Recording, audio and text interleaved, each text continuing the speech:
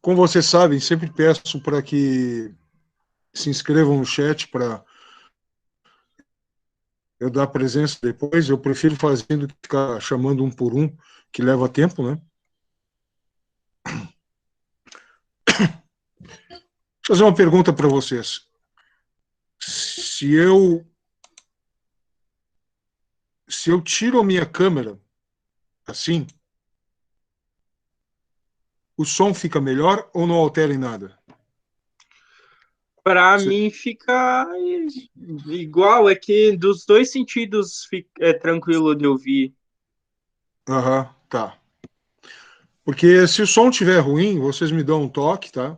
É que às vezes a internet oscila aqui. Aí vocês me dão um toque, ó, o som não tá muito bom, né? Aí eu faço esse recurso. É a única coisa que eu consigo fazer é que dá uma melhoradinha, tá? Mas como tu foi o único que se manifestou e disse que tá tudo bem, então eu vou deixar assim, porque é melhor falar cara a cara, né? Então tá. Vou conduzir aquelas questões lá para a gente bater um papinho sobre isso. Deixa eu ver, apresentar, tela inteira. Tá.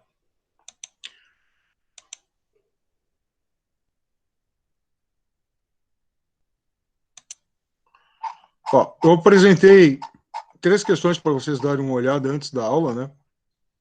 É uma questão do Enem. A nossa aula aqui é sobre capitalismo, tá? Mas vocês vão ver que, a princípio, essa questão aqui parece que não está falando de capitalismo, né? Depois tem uma outra questão aqui que também fala sobre questão do consumismo, né? O fato de ter um celular ou outro recurso tecnológico, o que isso diz hoje em dia, né? E uma outra questão mais propriamente de geografia mesmo, que mostra aqui rotas globais marítimas e aéreas. Tá legal? Então, essas eram 3 questões que eu coloquei para a gente começar a pensar no assunto da aula. Pessoal, quando a gente fala capitalismo, a gente se refere a um sistema econômico muito vasto, tá? Onde existem vários países que adotaram esse sistema e que adotam, desculpe, esse sistema, né? Que ainda mantém ele, e nem por isso são países muito parecidos entre si. Então, quando a gente fala em capitalismo, nós estamos falando de um jeito de produzir, de se relacionar com as pessoas que tem a ver com a propriedade, tá? Ou seja, em outros sistemas econômicos, tribal, escravista, ou mesmo nos regimes comunistas, a propriedade privada não era algo permitido, tá? Propriedade privada dos meios de produção. O que é isso? É uma propriedade privada que serve uma propriedade particular da própria pessoa, seja ela um indivíduo, seja ela uma sociedade anônima, um grupo de indivíduos que se associa numa empresa, que é dona de um maquinário, de uma fábrica, de uma unidade produtiva, pode ser uma fazenda, pode ser pequena, fazenda média, pode ser gigantesca, tá? Então, quando a gente chega numa questão dessas aqui, nós estamos falando de um estágio do capitalismo recente, onde muita coisa evoluiu, tá? Porque quando a gente fala em capitalismo, nós estamos pensando tanto lá no finalzinho da Idade Média, lá no século XV, até os dias atuais, até o século XXI, né? Então, são centenas de anos que se passaram aí, né? São cerca de 600 anos de evolução de um sistema econômico, tá? Que Karl Marx, lá, aquele filósofo do comunismo, chamava de modo de produção, que é um modo de produzir as coisas, né? Quando era escravidão, lá na antiguidade, tu produzia com base na posse de escravos. Quanto mais escravos tu tivesse, mais rico tu era.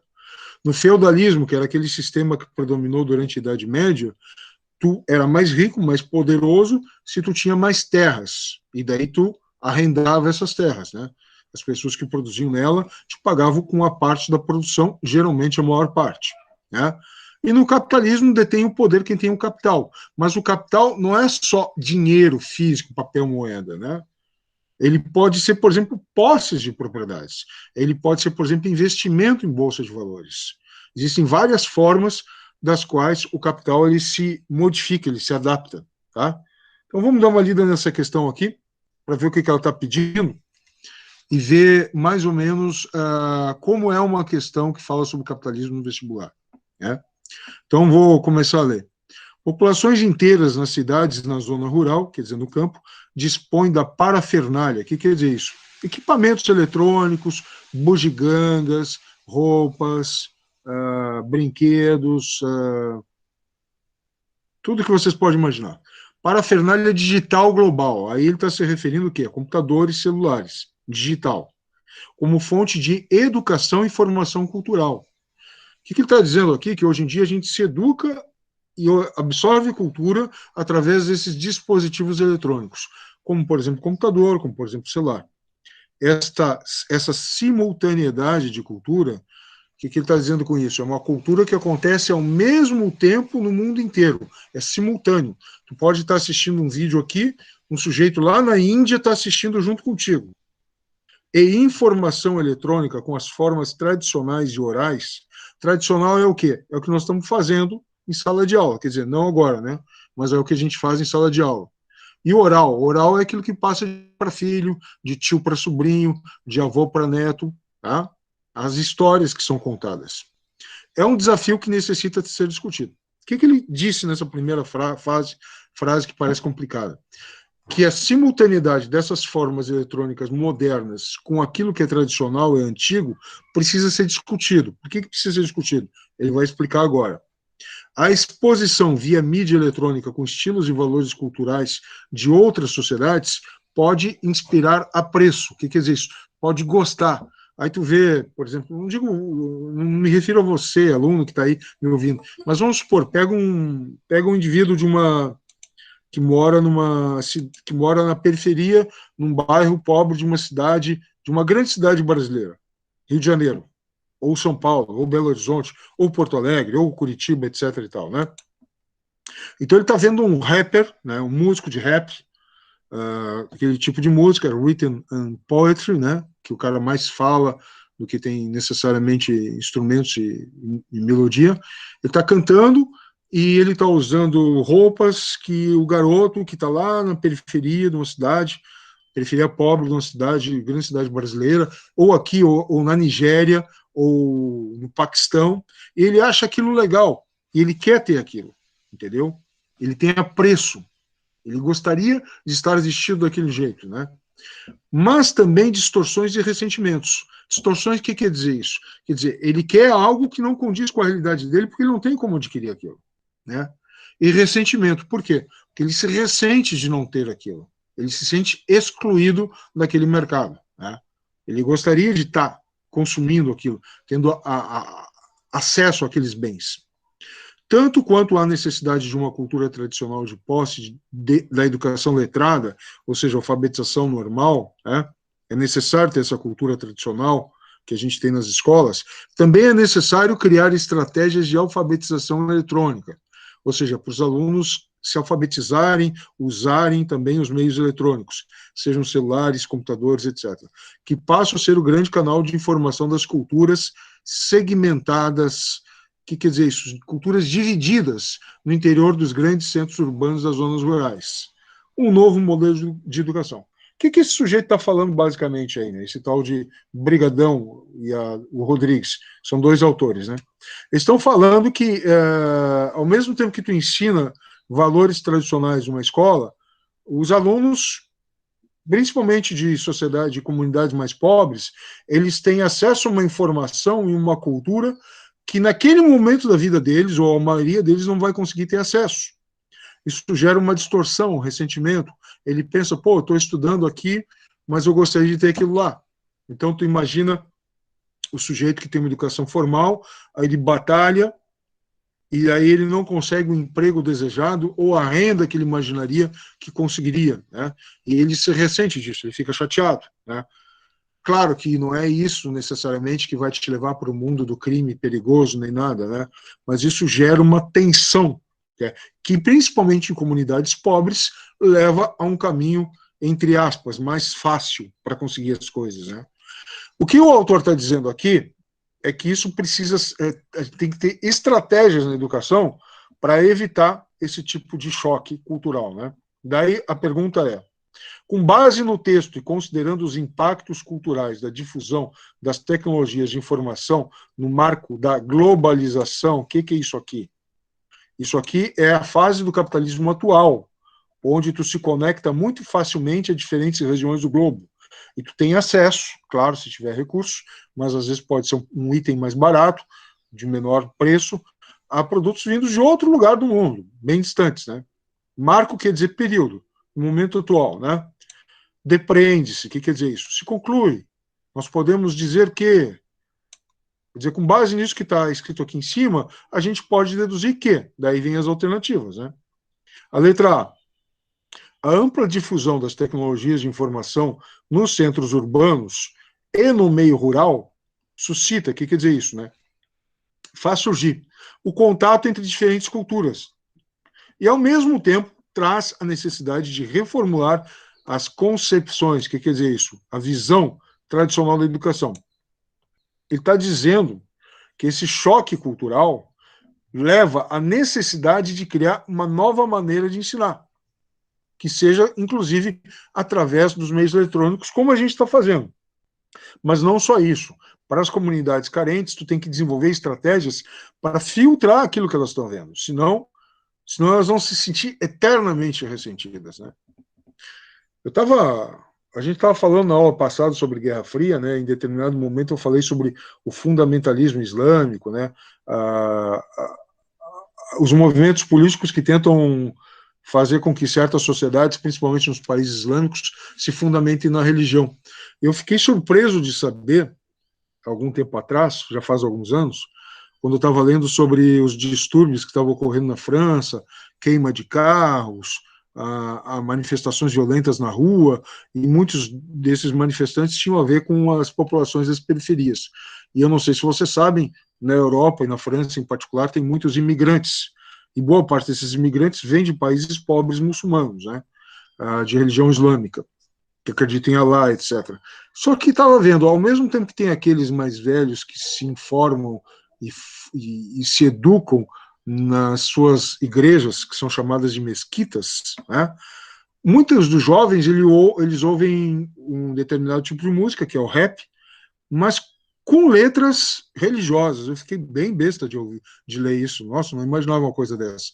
Porque, ao mesmo tempo que aqui nas periferias tem o tipo do chamado gangsta rap, né, que é o rap de gangster, de bandido, assim, que faz aquelas letras e tal, defendendo certo tipo de atitude, defendendo o lado do criminoso, digamos assim. Existe um tipo de rap em algumas periferias urbanas da Europa, onde certas comunidades ouvem, que buscam uma fundamentação religiosa para o seu modo de vida. Eu achei aquilo uma coisa do outro mundo, né?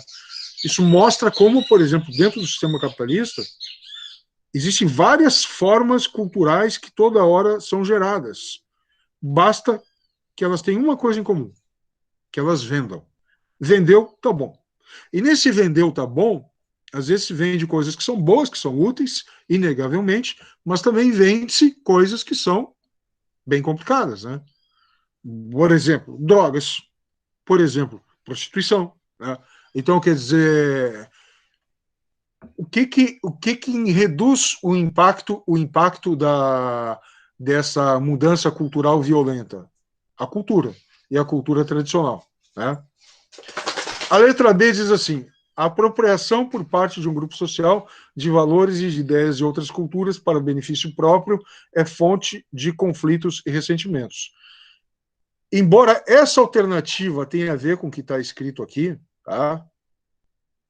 Ele deixa aqui, ó, pode inspirar apreço, mas também distorções e ressentimentos.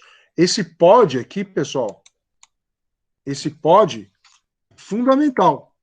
Quer dizer, ele dá a ideia de possibilidade. Tá? Só um pouquinho, vou autorizar mais uma entrada aqui. E por que então a letra B ela não está coerente com o texto acima?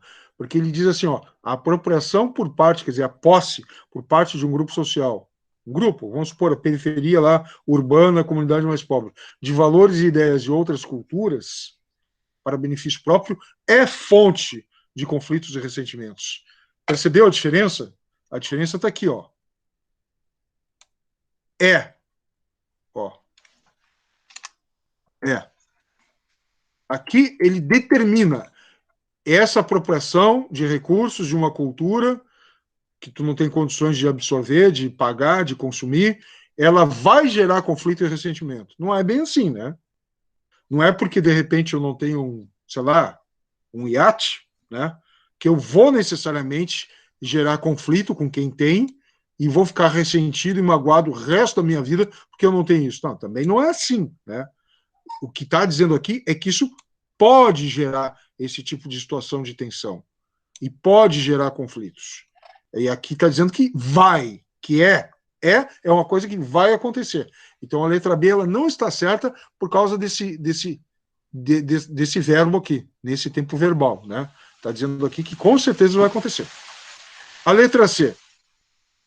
As mudanças sociais e culturais que acompanham o processo de globalização, para quem chegou agora, tá? Nós estamos falando de capitalismo, e essa aqui é a fase mais atual do capitalismo, é a fase de trocas intensas, de comercialização e de visualização, de comunicação via internet global, ao mesmo tempo em que refletem a preponderância, o que quer dizer isso, né? O predomínio da cultura urbana, quer dizer, quase tudo que a gente consome hoje em dia vem do meio urbano.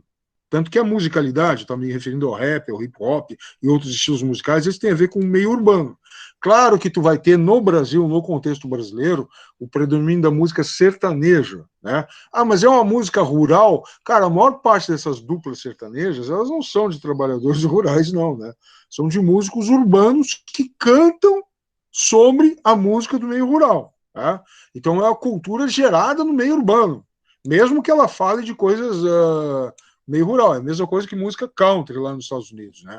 O estado lá, que é o maior gerador daquele tipo de música, se não me engano, é o Tennessee, não sei, ou Kentucky, um daqueles dois estados ali do interior, do leste deles, acho que é o Tennessee, né? Mas são pessoas que moram nas cidades, a cidade de Memphis, lá, né, no Tennessee, né? Então, quer dizer, não é o cara que trabalha no campo. O cara que trabalha no campo, ele até pode se tornar músico, mas ele migra para a cidade para procurar uma gravadora ou comercializar o produto dele, né? Tá? Tornam obsoletas as formas de educação tradicionais próprias do meio rural. Obsoleta quer dizer que não serve para mais nada. Pessoal, obsoleto é um termo muito forte. É mais ou menos como dizer assim, ó, canetas são mais modernas que lápis, correto? Canetas vieram depois dos lápis. Então os lápis são obsoletos, a gente não usa mais. Não, peraí, não é bem assim.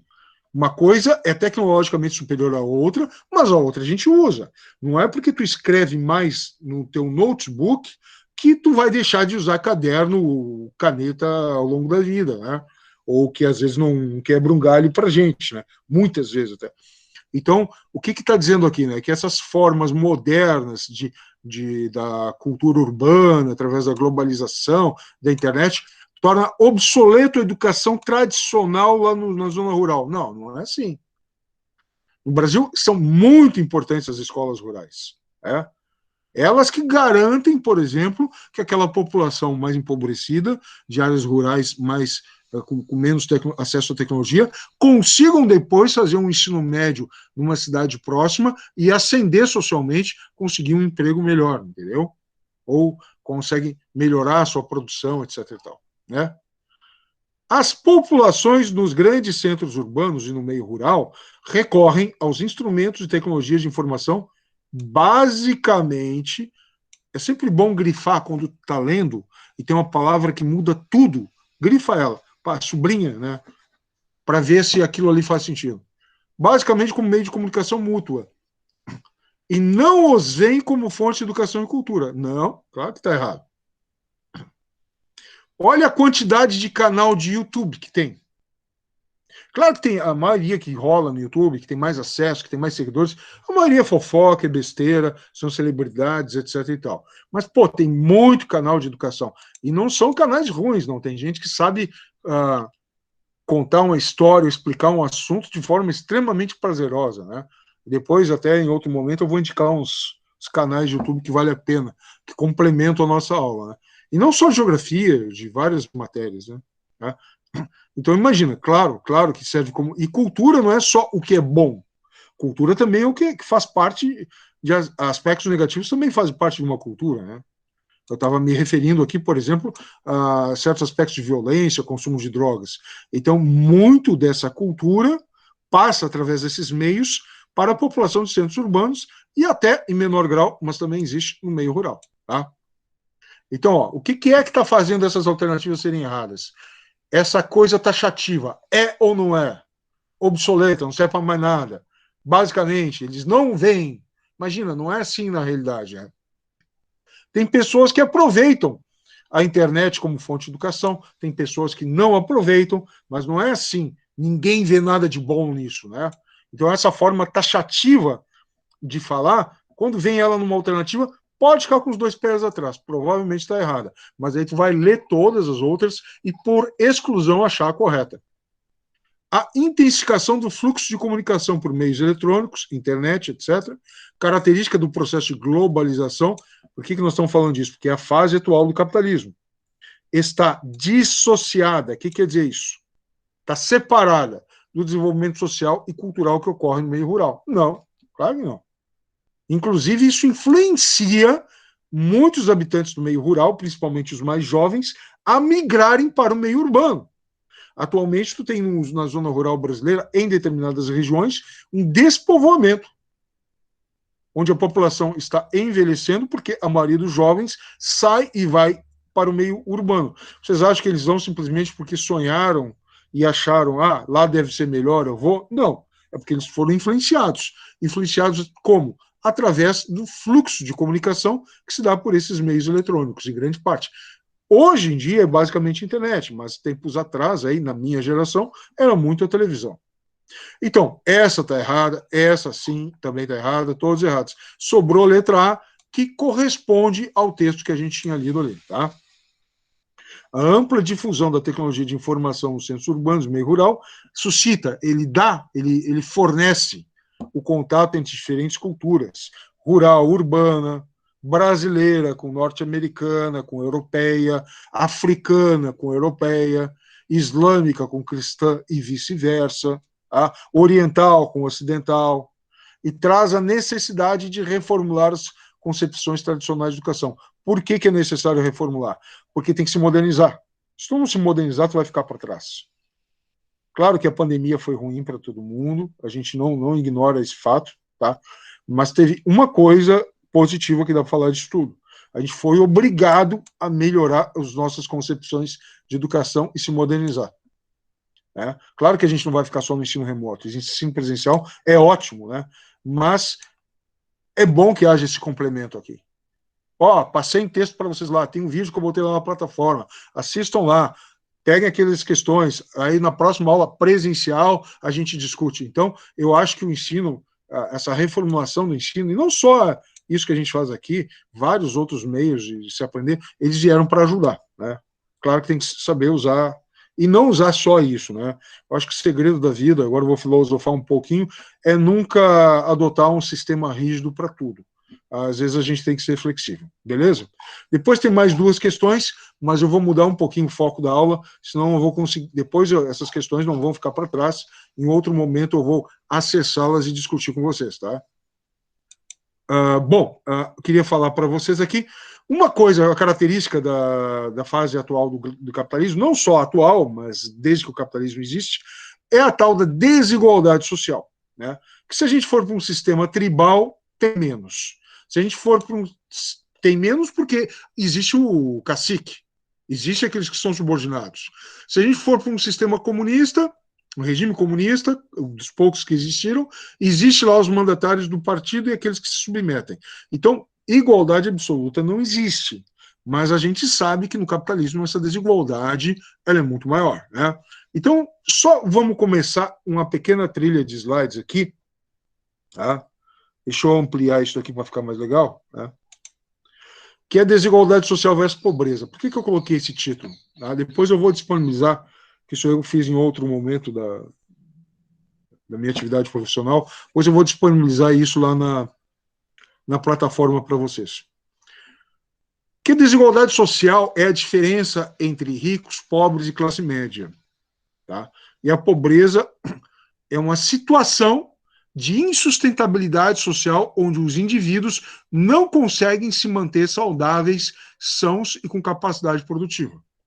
Basicamente, eles ingerem calorias em quantidade insuficiente para sua subsistência e eles não têm meios de reprodução como, por exemplo, vestuário, como, por exemplo, habitação, como, por exemplo, transporte, educação, saúde, acesso a esses recursos no grau necessário para sua sobrevivência. Mas isso não é a mesma coisa que desigualdade social? Não, não é a mesma coisa. A desigualdade social é vista como um problema, mas de um ponto de vista mais amplo, ela não é a mesma coisa que pobreza, tá? E é isso que a gente precisa elucidar agora, deixar bem claro. Só deixa eu ver meu tempo aqui, que às vezes eu costumo falar e passo bastante do limite, né? Mas tá tudo bem. Tô indo bem. Bom, questões relacionadas, né? Qual que é o principal problema social e causa de outros problemas derivados? Alguns vão dizer que é a desigualdade social. Outros vão dizer que não, que é a pobreza. Tá? A desigualdade social, vista de modo amplo, ela existe muito antes do capitalismo. Na medida que tu tinha sociedades, comunidades, tribos, que eram de caçadores e coletores, pessoas que ainda não sabiam praticar agricultura. E depois alguns grupos desenvolveram agricultura e outros, ao invés de caçar, otimizaram o seu modo de viver, criando gado, sendo pecuaristas, tu criou uma diferença entre eles. A diferença de dinheiro, de renda, não necessariamente uma diferença de qualidade de vida. Por quê? Porque a caça é geralmente mais difícil, a não ser que tu habite uma região onde a caça seja abundante, mas normalmente não é. Né? E na medida que a população humana cresce, a caça diminui. Então tu passa a produzir esses alimentos via agricultura, mas isso aqui gerou um certo tempo na humanidade, não veio direto com o surgimento dos hominídeos. Levou milhares de anos. E quando a agricultura foi desenvolvida, ela foi uma verdadeira revolução para a humanidade. E a criação de gado também. Tá? Aqui eu indico um livro, que é excelente a esse respeito, de um autor chamado Jared Diamond. Ele fala sobre a evolução da humanidade na posse de armas, nos germes que foram levados para outras civilizações e acabaram com elas, e no descobrimento do aço, que tornou algumas sociedades, nações muito mais poderosas do que outras. Os fatores geradores de subdesenvolvimento econômico, né, que tem a ver com subdesenvolvimento, com pobreza. Sub é abaixo, tá? Desenvolvimento econômico é enriquecimento, e sub é empobrecimento. O grau de livre comércio dessas sociedades. Se são sociedades muito fechadas, sem comércio, geralmente elas padecem. Elas não conseguem gerar o suficiente para si mesmas. Elas precisam trocar aquilo que elas produzem mais com aqueles que têm menos. Segurança jurídica. Aquelas sociedades que não têm leis que garantem a propriedade. Por quê? Porque daí chega uma tribo mais forte, caceteia mais fraca, esmurra, trucida, destrói e pega aquilo que é dos outros. Então, sem segurança jurídica, tu não tem as bases necessárias dadas na lei para a sociedade se desenvolver, livre de conflitos. Acesso à propriedade privada. Parece que é uma defesa do capitalismo, mas é o seguinte, ó, não adianta ter propriedade privada para alguns e outros não terem. Aí, obviamente, tu vai ter aquelas tensões que nós falamos lá naquela questão, né? Tensões que podem gerar conflitos mais sérios. Grau elevado de burocratização, quando tem sociedades que têm muitas normas, dificultam o estabelecimento de negócios, de comércio, e daí os pequenos empreendedores não conseguem se desenvolver, porque eles não conseguem criar suas empresas. Ou chega ali um burocrata e cria dificuldades para que justamente o indivíduo não consiga estabelecer seu empreendimento e tenha que lançar mão da corrupção. Criminalidade, obviamente, que se não tem combate ao crime, a tendência é que os produtores migrem, saiam daquela região mais complicada e invistam em outros lugares mais tranquilos. Transparência pública quer dizer que os órgãos públicos têm que prestar conta, porque em todo lugar do mundo se cobra impostos. Tem lugar que cobra mais que o Brasil. Só que tu tem que ser transparente naquilo que tu está usando. Eu te cobrei 50% que tu produziu. É muito, tá? Mas olha o que eu estou te dando. Saúde não é gratuita. Não existe nada grátis. Saúde pública, paga com os impostos, mas que funciona. escolas seguras, tá? Salários condizentes, onde os profissionais do setor público possam trabalhar, né? E liberdade de expressão é uma coisa importante, pessoal. Hoje em dia se confunde muito isso aqui, ó, com mentira e fake news. Vamos separar uma coisa da outra, tá? Vamos separar uma coisa da outra. Se o indivíduo entra no cinema e diz assim, fogo, berra, ele está praticando uma fake news para prejuízo daquela população ali, aquelas pessoas que estão no cinema, que vão sair correndo, se pisotear, se machucar. Isso é um exemplo bem singelo do que é fake news, tá? Que são mentiras. Liberdade de expressão, não. É quando eu faço uma crítica. Claro, eu posso usar a minha liberdade de expressão para mentir, mas daí eu tenho que pagar por isso, pagar judicialmente, né? Ser punido, ser julgado e sentenciado. Mas a liberdade de expressão que eu falo aqui é liberdade de criticar quando governantes, ou quando órgãos públicos, ou quando uma empresa age de modo que eu acho incorreto. Aí eu vou e me expresso livremente, seja através de um jornal, seja em público, falando numa entrevista, seja num programa televisivo, seja na internet, né? Mas daí eu não faço isso ocultamente como anônimo, né? Eu ponho meu nome, meu endereço, meu CPF e digo, olha, eu denuncio tal empresa por estar jogando lixo tóxico no Rio das Antas. Percebeu? Bom, você tem certeza que está dizendo isso? Sim, eu tenho prova. Entendeu? Eu estou me exprimindo livremente. Que tem país que não é assim. Um país que não é assim.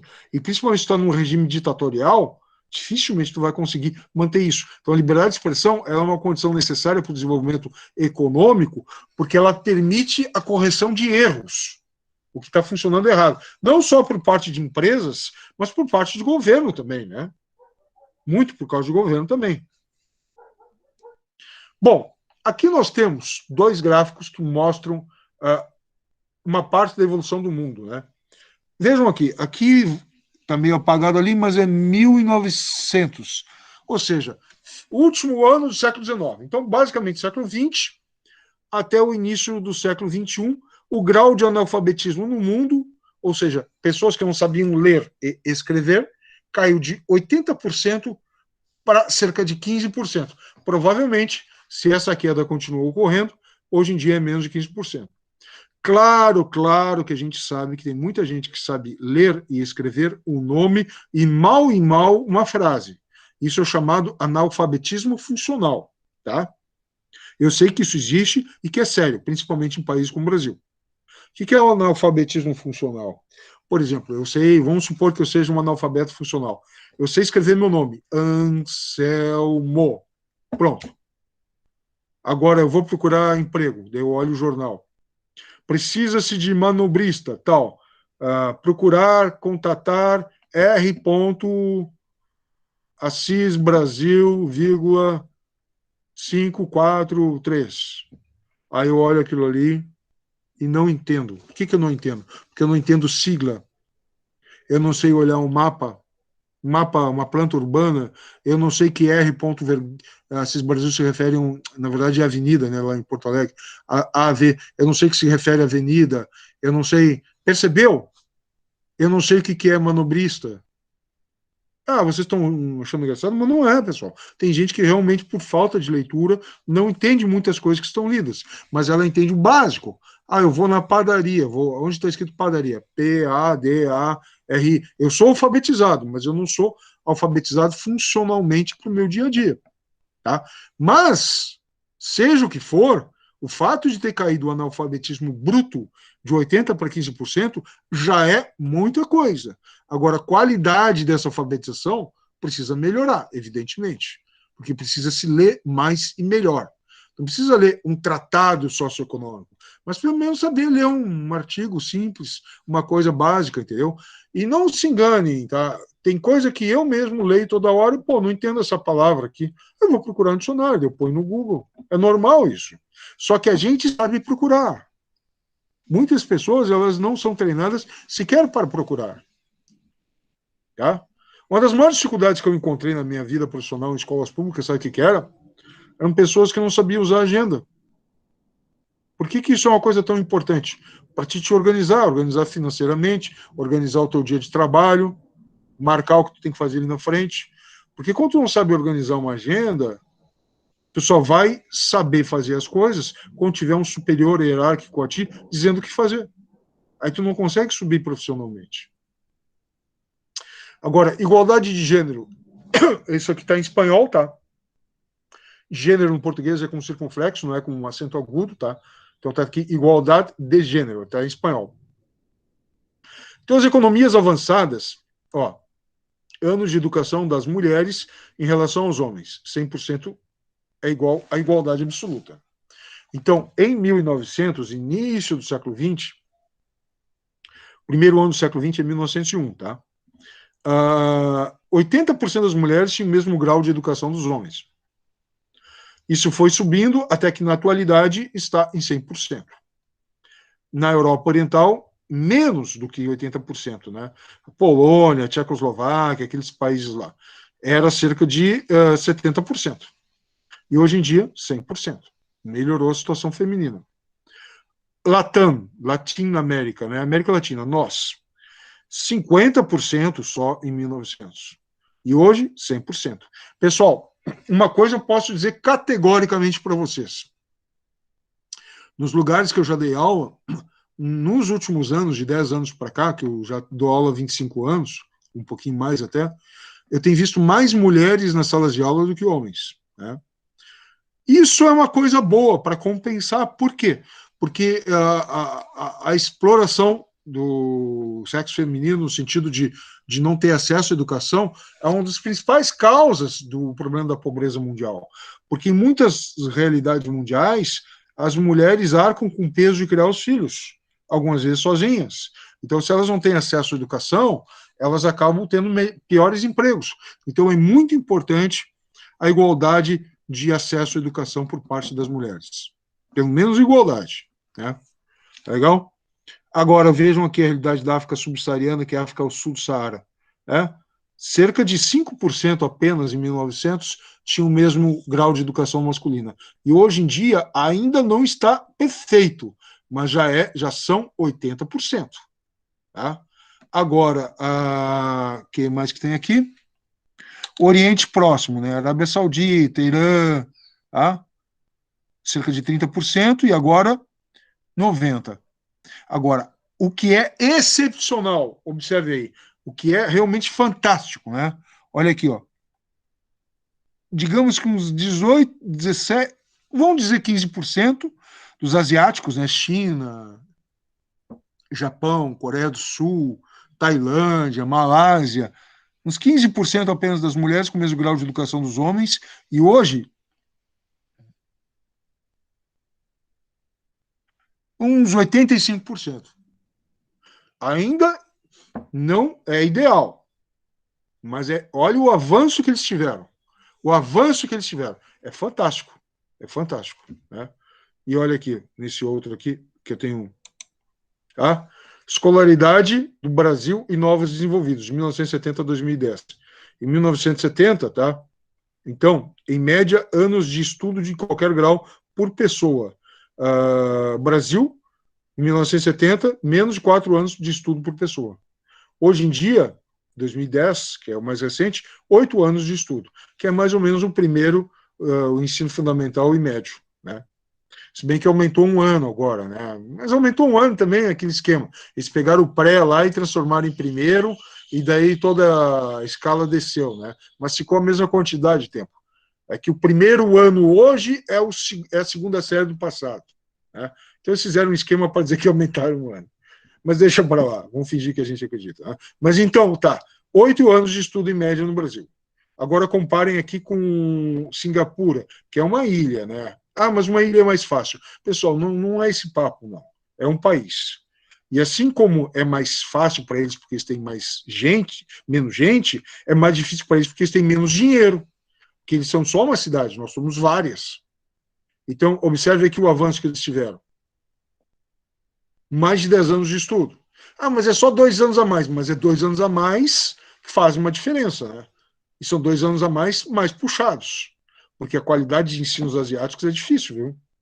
É bem puxada. O Chile, país latino-americano, vizinho nosso. Quase como Singapura. E a Coreia do Sul, um avanço fenomenal. Tá? Bom, que isso implica na economia? Produtividade total. O que é produtividade? É a capacidade de produzir mais no mesmo tempo. Então, o que quer dizer isso? Quer dizer que com um operário, ele é capaz de produzir mais na Coreia do Sul do que no Brasil.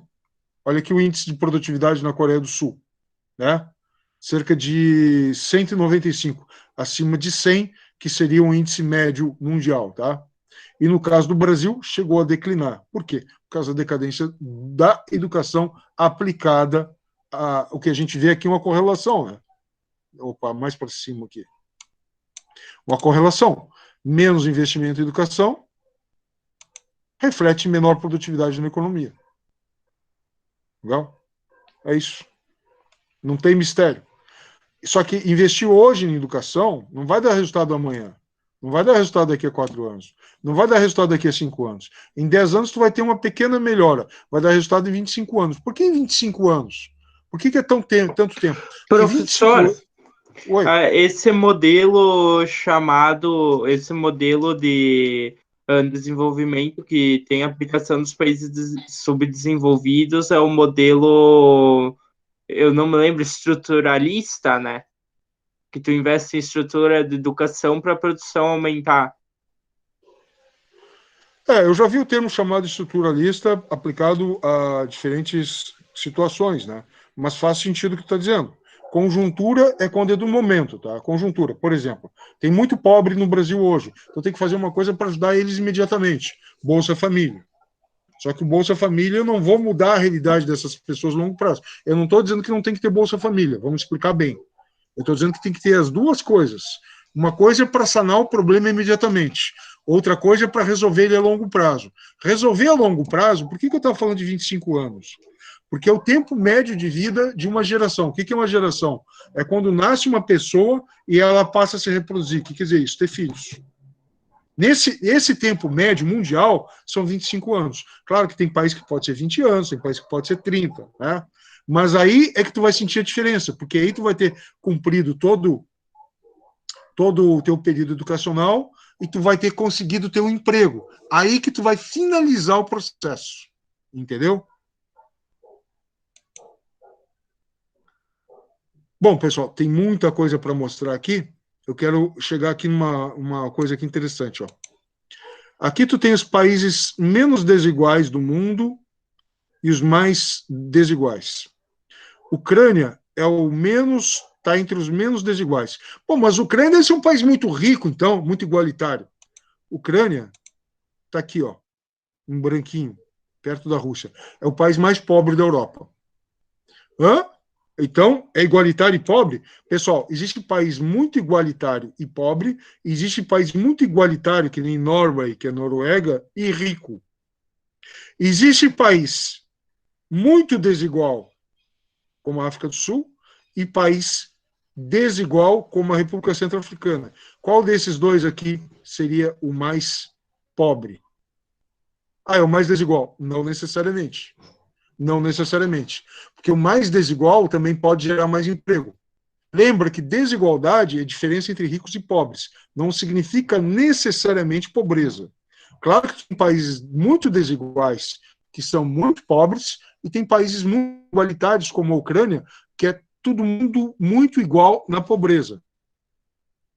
Mas aqui a gente está falando de Europa, né? Padrão europeu. Então é o país mais pobre da Europa. E tem país que é igualitário e rico, como a Noruega. E tem país que é igualitário e bastante desigual, como os Estados Unidos. Mas por que os Estados Unidos, que é um país tão rico, é muito desigual? Tem aqui um negócio chamado. Deixa eu ver se eu acho aqui. Cadê? Acho que é. Paradoxo de Tocqueville. Tocqueville foi um aristocrata francês que visitou os Estados Unidos lá no século XIX. E ele disse um negócio interessante. O país é rico, mas tem sempre pobre chegando. Por quê? Porque quando um país tem muita oportunidade, ele atrai muito imigrante. E quando atrai muito imigrante, tem uma percepção de que a pobreza está aumentando. Vamos ver aqui no final. É que tem muita coisa para mostrar, então vamos ver aqui se eu acho um negócio que tem a ver com isso. Aqui, ó. Vamos aumentar aqui. E daí eu já encerro minha aula daqui a pouco, né? E a gente vai continuar esse assunto semana que vem, viu, pessoal?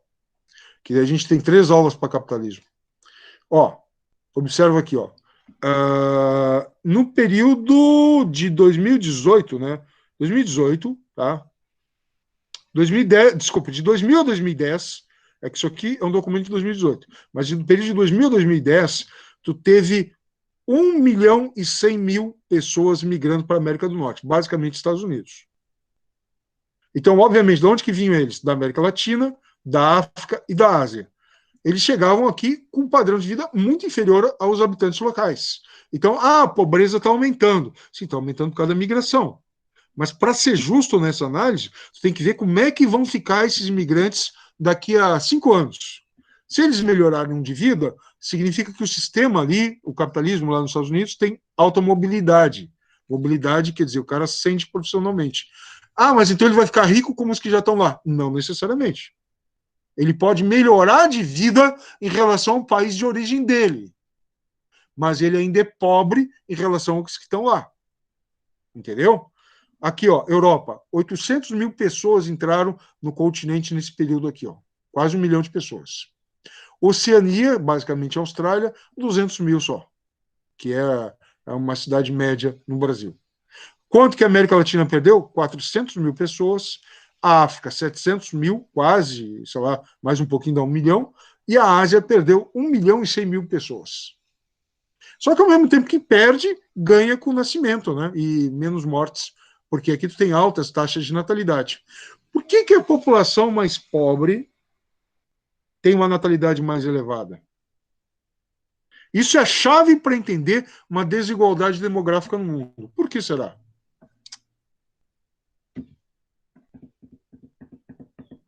Pessoal, países mais pobres, eles são menos urbanizados.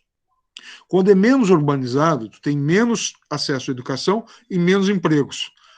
Aí eles são mais rurais. Sendo mais rural, muitas mulheres ficam em casa.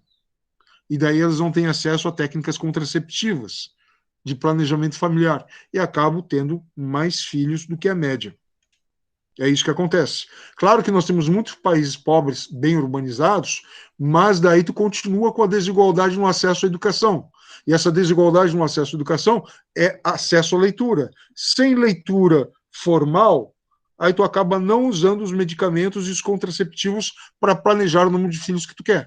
E tu acaba tendo mais filhos do que o desejado. Ou mais filhos que a média, digamos assim. Tá? Certinho? Pessoal, falei lá para vocês que ia passar um vídeo, né? Esse vídeo aqui, ó, não vai dar para passar, mas eu vou deixar linkado e na próxima aula eu comento ele. Falou? É que eu não quero ultrapassar o meu limite aqui. Eu já passei, aliás. Professor, você vai deixar esses slides que apresentou agora na aula no Moodle? Sim, eu vou passar para vocês. Ok. Falou? Um abraço, então, pessoal, e até a próxima aí. Abraço, professor. Tchau, professor. Bom final, professor. boa semana. Tudo de bom, hein? Tchau para vocês. E quem não fez a avaliação, né? Façam lá, tá? Tá bom? A recuperação.